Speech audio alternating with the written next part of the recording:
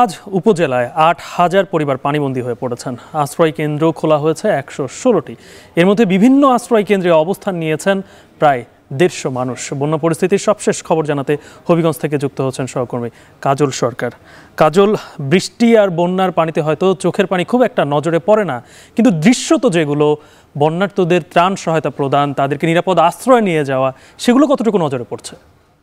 বন্যা পরিস্থিতি কিন্তু বাড়ছে, অর্থাৎ আজকে সকাল থেকে কিন্তু লোকালয়ে পানি প্রবেশ করতে শুরু করেছে। যেমন চুনারুঘাটে বেশ কিছু লোকালয়ে প্রবেশ করেছে, একই সাথে শায়েস্তাগঞ্জ, হবিগঞ্জ সদর উপজেলা, এই তিনটি উপজেলাতে সবচেয়ে বেশি। আর সব মিলিয়ে যদি বলি, হবিগঞ্জ জেলাতে 5টি উপজেলার 22টি ইউনিয়ন এখন পর্যন্ত আক্রান্ত হয়েছে।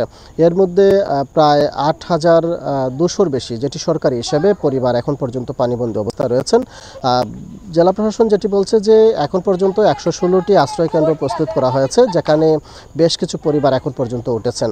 রাতে যদি বন্যা পরিস্থিতির আরও অবনতি হয়, সেই ক্ষেত্রে বাকি যে পরিবারগুলো, তাদেরকেও কিন্তু আশ্রয় কেন্দ্রে নেওয়ার যে প্রক্রিয়া, সেই প্রস্তুতি তাদের রয়েছে।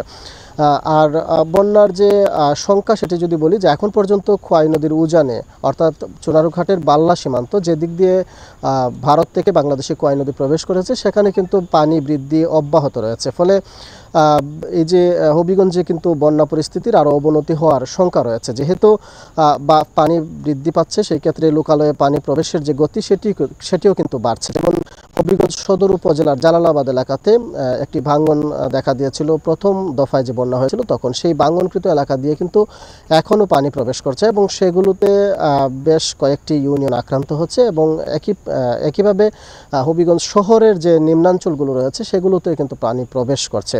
তবে জেলা প্রশাসন যেটি বলছে, যে আশ্রয় কেন্দ্রে মানুষকে নেয়ার যে প্রস্তুতি, সেটি তাদের রয়েছে। একই সাথে তাদের শুকনো খাবার সহ যে যাবতীয় প্রস্তুতি, সেটিও কিন্তু জেলা প্রশাসনের পক্ষ থেকে নেওয়া হয়েছে। গালিব, এই ছিল হবিগঞ্জ থেকে বন্যার সবশেষ পরিস্থিতি। হবিগঞ্জ থেকে যুক্ত ছিলেন সহকর্মী কাজল সরকার।